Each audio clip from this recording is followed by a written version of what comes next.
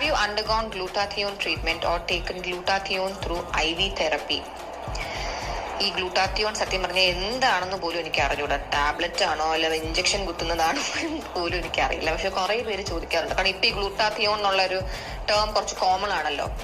ഒത്തിരി സ്ഥലത്ത് ചെയ്യാറുണ്ട്. അത് ചെയ്താൽ സ്കിൻ ലൈറ്റർ ആവും എന്നൊക്കെ പറയുന്നുണ്ട്.